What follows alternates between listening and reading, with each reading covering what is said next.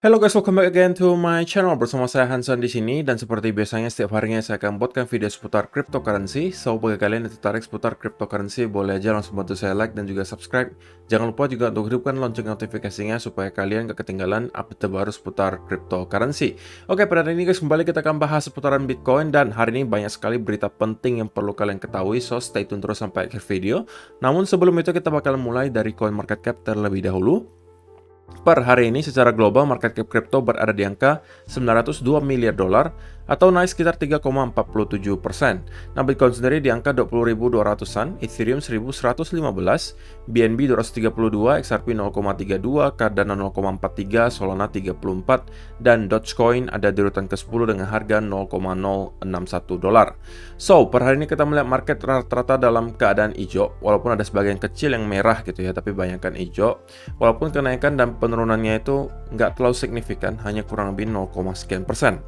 So, itulah outlook sementara dari beberapa top coin yang ada. Sekarang kita masuk dulu ke beberapa berita dan data terbaru hari ini. Nah, yang pertama disebutkan di sini, Bitcoin tanks on highest CPI data since 1981. SBTC price dips under 19K. Jadi, kalau kalian yang ada nonton live streaming semalam, harusnya kalian sudah tahu ya bahwa data CPI semalam keluar di luar ekspektasi, di mana diprediksikan 8,8%, tetapi pada kenyataannya kita melihat angkanya menembus 9,1%. Dan ini adalah data CPI tertinggi semenjak tahun 1981. Tentunya ini bukan berita baik, karena dengan adanya data ini membuktikan bahwa kebijakan The Fed selama ini terlihat belum terlalu signifikan pengaruhnya terhadap penekanan angka inflasi. Jadi ini bisa jadi memaksa The Fed untuk sedikit lebih hawkish lagi, agresif di akhir bulan ini ketika mereka akan melaksanakan FOMC dan juga tentunya menentukan suku bunga apakah akan dinaikkan sebesar 0,5 atau 0,75 atau bahkan mungkin menurut sebagian orang perlunya sekarang langsung 1%. Gitu ya. Nah, kalau kita lihat di bawahnya disampaikan ada data CPI-nya. Ini adalah data tertinggi, 9,1%. Ini adalah data-data untuk perhitungan CPI-nya seperti apa. Ini adalah sektor-sektornya, guys, yang menentukan CPI. Oke? Dan tentunya harusnya gitu ya, guys, dalam beberapa bulan ke depan kita bisa melihat adanya sedikit penurunan atau at least stagnan lah data CPI-nya, karena sektor-sektor seperti gasoline, natural gas, energi, walaupun harganya masih tinggi, tapi kita sudah start untuk melihat adanya penurunan di sektor-sektor tersebut. Seperti oil gitu ya, udah mulai start menurun. Gas juga harganya udah start untuk menurun. Walaupun memang masih tinggi, tapi kita mendapatkan ada penurunan dari bulan-bulan seperti bulan Juni dan Mei. Sekarang kita udah melihat ada sedikit penurunan. Jadi ya mungkin di data CPI bulan depan, at least kita bisa melihat pelambatan inflasi, atau mungkin kita bisa melihat ada stagnansi atau bahkan ada penurunan gitu ya. Itu yang saya expect dalam 1-2 bulan ke depan. Kemudian kalau kita lihat ke bawah, ini adalah chartnya US dollar. Tentunya dengan adanya hal tersebut kita melihat chart US dollar kembali break ke atas. Oke, ini sebenarnya tidak surprising lagi. Saya sudah pernah sampaikan di video kemarin bahwa ini yang saya expect gitu, bahwa kita akan melihat semacam 1 atau 2 fake out ke atas sebelum kita mendapatkan koreksi. Dan euro sendiri, kalau kalian yang trader forex, kalian udah tahu bahwa euro sekarang sudah 1:1, atau bahkan sekarang euro sedikit di bawah 1 dolar, alias 0,999, tapi sekarang mungkin udah balik lagi di atas kurang lebih 1 dolar lah. Jadi euro dan US dollar sekarang sudah kurang lebih 1:1, guys. Bayangin. Itu jarang sekali kita lihat gitu ya. Terakhir kali mungkin udah puluhan tahun yang lalu. Oke, kalau Ethereum ya pastinya juga sama ya. Kita melihat ada penurunan di Ethereum ya dikarenakan Bitcoin juga menurun. Nah, berikutnya kita mendapatkan sedikit sentimen negatif nih, guys, dari Celsius yang akhirnya mereka filing bankruptcy chapter 11. Oke, mereka mengumumkan mereka bangkrut dan mereka filing bab 11. Artinya apa? Mereka mengajukan untuk melakukan restrukturisasi atau reorganisasi perusahaannya. Kalau mereka filing chapter 11, mereka itu masih tetap dibolehkan untuk berbisnis seperti biasa ya, guys. Mereka masih bisa beroperasional. Tentunya tujuannya adalah untuk menghasilkan profit lagi, dan profit nanti dikembalikan atau dibagikan kepada user-user yang terdampak sekarang, atau membayar utang-utangnya lah istilahnya. Nah, dengan adanya hal ini, sampai sekarang mereka belum gitu ya, belum bisa memperbolehkan withdrawal. Alias withdrawalnya masih tetap disuspend sampai waktu yang belum ditentukan, guys. Oke, dan dengan adanya hal ini muncul ketakutan gitu ya bahwa ini akan menjadi MTGOX 2.0. Kalau misalnya kalian sudah pernah lihat atau baca gitu ya soal MTGOX beberapa hari terakhir kan lumayan viral tuh guys, bahwa ada sekitar 150.000 Bitcoin yang bakalan dibagikan kembali ke usersnya dan kemungkinan bakalan menciptakan semacam selling pressure. Dan perlu kalian tahu kasus MTGOX ini dari 2014 guys. Mereka kehack, mereka filing juga bankruptcy, dan mereka mampu recover sebesar 150.000 Bitcoin dari yang awalnya 700 ribuan itu kehack.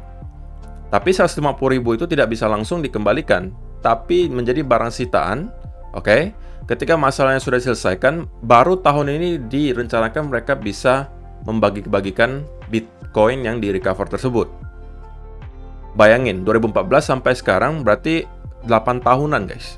Jadi ada ketakutan yang muncul juga bahwa Celsius akan menjadi MTGOX versi atau jilid 2 guys. Dimana withdrawalnya bakalan disuspend dalam waktu yang sangat lama. Oke, customersnya nggak bisa ngapa-ngapain gitu ya. Sekarang mau ngapain?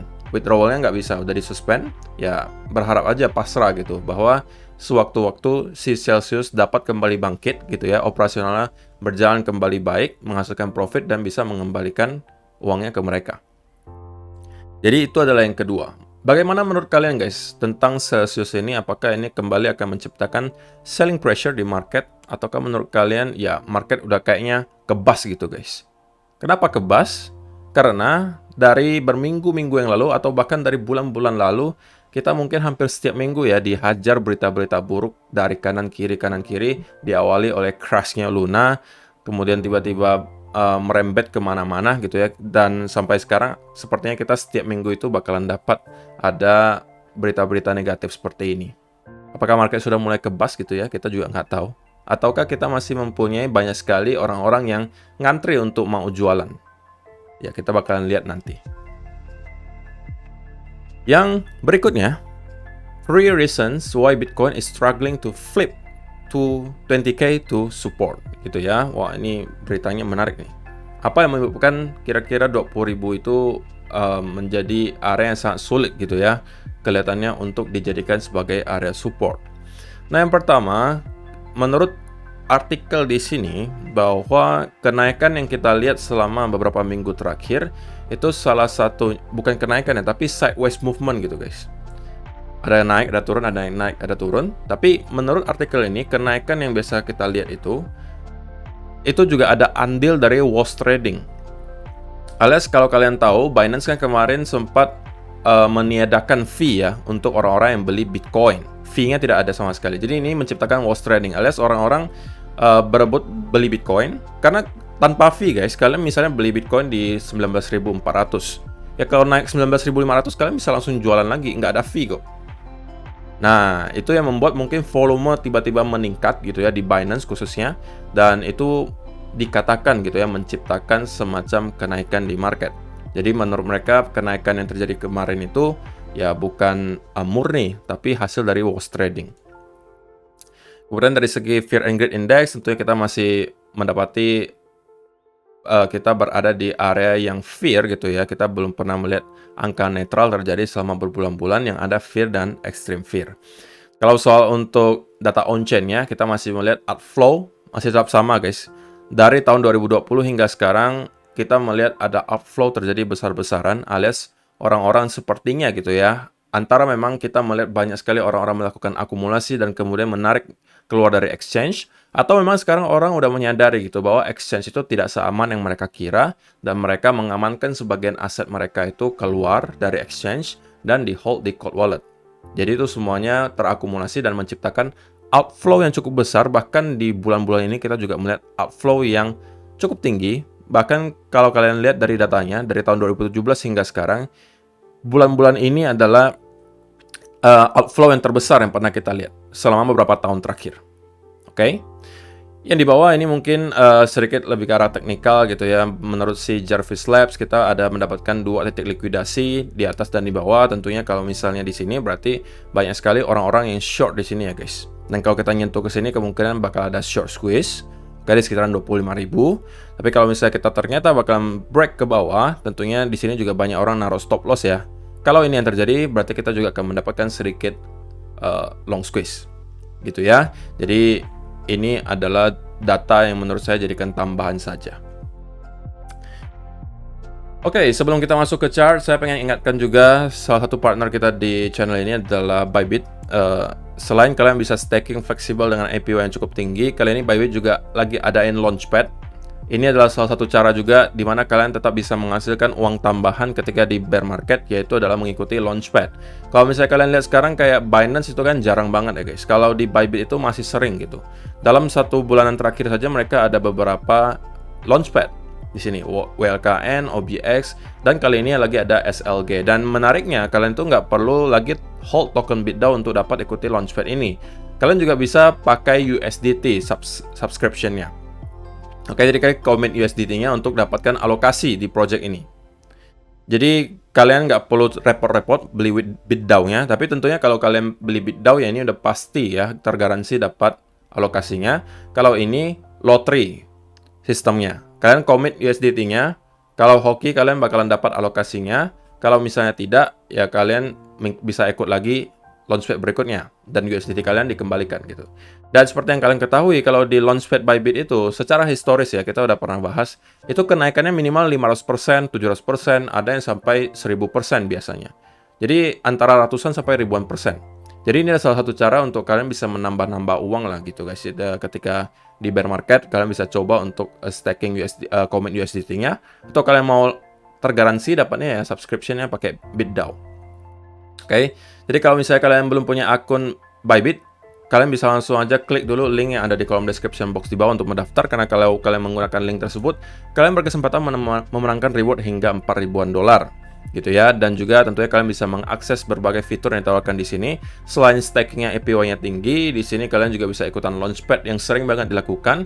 Untuk trading futures pun saya udah pernah tunjukkan chartnya stabil banget, tidak ada liquid hunter. Jadi Bybit adalah salah satu exchange yang checklistnya hampir semuanya dapat gitu. Oke, so kita sekarang masuk langsung ke chart. Oke, dan saya pengen bahas dari DXY dulu deh. Oke, melanjutkan yang kemarin guys. So, kalau misalnya kita lihat ke time frame yang lebih kecil, sebenarnya ini sudah sedikit ya menyerupai yang dari kemarin kita bahas gitu. Bahwa saya expect gitu ya, US dollar akan mendapati semacam fake out dulu. Oke, kita udah 1 kali fake out nih guys. Apakah kita akan kembali mendapatkan fake out untuk kedua kali sebelum pada akhirnya kita terkoreksi? Bisa jadi terjadi.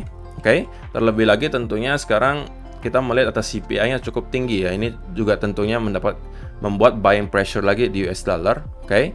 Dan saya tetap masih pribadi expect ya bahwa area ini akan menjadi area major resistance. Oke. Worst case scenario-nya ya kita bakalan nyentuh sampai ke 110 dolar. Oke, di sekitaran sini. Ini adalah sudah yang paling tinggi menurut saya yang bisa dicapai oleh US dollar sebelum terkoreksi. Oke, ini adalah sudah worst case scenario-nya menurut saya, 110 dolar. Oke, dan dari sini saya tetap berkeyakinan bahwa di area ini kita akan mendapatkan at least semacam koreksi. Oke, walaupun mungkin kita bakalan naik lagi, tapi at least kita akan mendapatkan koreksi dulu di sekitaran sini. Tapi itu opini saya pribadi ya guys, seperti mungkin terjadi di sini. Oke, dan kemudian kita naik lagi. Nah, jadi walaupun kita bakalan terus menguat melihat US dollar menguat, tapi at least kita akan mendapatkan koreksi seperti ini. Dan ini sudah lebih dari cukup gitu ya untuk membuat crypto market dan juga stock market itu mendapatkan semacam relief rally. Oke, jadi itu yang masih kita tunggu.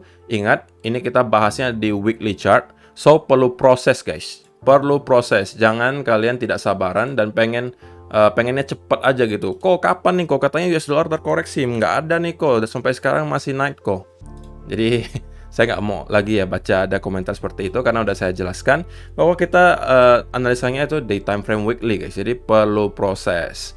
Nah, kalau misalnya kita lihat sendiri di chartnya Bitcoin, saya sekarang lebih prefer ngelihatnya seperti ini ya guys. Mungkin kalian bisa, saya considernya ini sebagai channel ya, atau mungkin ada sebagian orang sebutnya potensial bear flag. Oke, potensial bear flag. Dan selama kita belum breakdown dari trendline di sini, oke, kalau kalian lihat di mungkin lebih jelas di 4 hour chart ya, kita itu selalu mendapatkan rejection di sekitaran trendline di sini. Oke, dan kita tidak mampu closing body candle di bawah trendline ini, menunjukkan bahwa memang trendline ini terlihat cukup kuat. Dan saya juga udah pesan ya kemarin ke kalian guys, bahwa ketika data CPI nanti keluar, kita kemungkinan akan mendapatkan pergerakan yang cukup zigzag. Oke, kalau kalian lihat, kita pertama kali dinaikkan dulu, dibanting ke bawah lagi, memancing orang, pertama tentunya memancing orang untuk buy. Setelahnya dibanting, orang-orang yang buy di sini ke liquid. Jadi di sini ketika orang melihat candle seperti ini, wah sell kok, sell. Jadi semuanya orang sell, dibanting lagi naik, orang-orang yang sell di sini ke liquid. Dan sekarang kita berada di atas 20.000 lagi. Oke, jadi ini yang saya katakan, kalau kalian melihat data CPI keluar, kemungkinan kalau kalian trading pun itu bakalan kecuci dua-duanya. Mau yang buy ataupun yang sell itu biasanya sama-sama kena gitu. Dan sekarang kita melihat Bitcoin sedang mencoba untuk kembali building momentum untuk kembali ke upper trend line-nya. Oke, tapi hadangannya tentunya ada gitu guys. Nah, yang perlu kita lihat sekarang adalah bahwa pertama Bitcoin membuat V-shape recovery, tentunya itu ada sebuah indikasi baik. Yang kedua, kita sudah mampu kembali reclaim area support di sini. Oke, supportnya ada di sekitaran sini. Oke, ini dia. Ini adalah area yang sebelumnya selalu menahan Bitcoin. Oke, ini sebelumnya major resistance di sini. Oke, di sini menjadi major support, di sini major resistance, di sini major support, dan seterusnya. Jadi ini adalah area yang sangat key, guys. Oke, di sekitaran 19.800-an. Dan kita berhasil break di atas area tersebut. Maka saya bisa sampaikan bahwa selama kita mampu bertahan di atas area di sini, saya masih expect akan ada sedikit kenaikan untuk Bitcoin.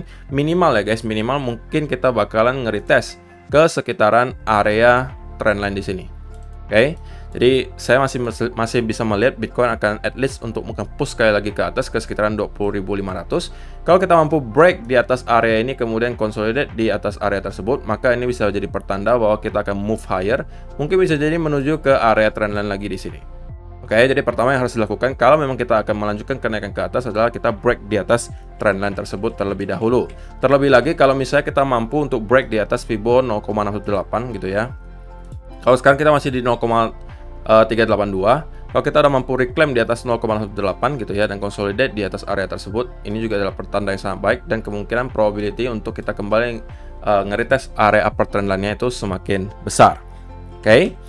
Dan kalau misalnya kalian yang pengen gitu ya untuk scalping, ya saya rasa ini bisa menjadi salah satu alat untuk kalian gitu. Tapi saya sebenarnya lebih pengen ngelihat dia kalaupun turun ya, kalau kita nge-retest lagi dalam bentuk corrective move. Nah, kalau misalnya seperti ini modelnya, maka kita bisa, saya pribadi mungkin akan sedikit scalping gitu ya, dan targetnya nyampe ke sekitaran trendline di sini. Oke, target pertamanya. Kalau ternyata kita melihat kenaikannya itu disertai dengan volume yang kencang, oke, kemudian kita melihat pergerakannya juga cukup impulsif, maka itu meningkatkan probability bahwa kita akan mampu break di atas trendline ini, oke, dan kemungkinan akan kembali nge-retest minimal ke 0,618. Oke, kalau kita mampu break di sini, kita akan kemungkinan revisit ke 618. Kalau ini mampu ditembus, maka menurut saya tidak ada alasan lagi bagi Bitcoin untuk tidak kembali revisit ke area trendline di sini atau upper trendline dari potensial bear flag di sini. Oke, jadi itu yang saya lihat untuk hari ini. Tentunya titik invalidasinya adalah apabila kita mampu reclaim lagi di bawah area ini, maka menurut saya chance-nya lebih besar bahwa kita akan kembali at least nge-retest trendline-nya. Atau kalau kita pada akhirnya mampu breakdown dari trendline ini, ya berarti ini adalah chance bagi saya untuk mencari peluang untuk short kalau misalnya ternyata dikasih bearish continuation pattern. So, saya rasa penjelasannya cukup jelas ya guys untuk hari ini. Terima kasih yang sudah menonton sampai selesai. Semoga bermanfaat video hari ini. Dan kita akan bertemu lagi di video yang berikutnya. Bye-bye.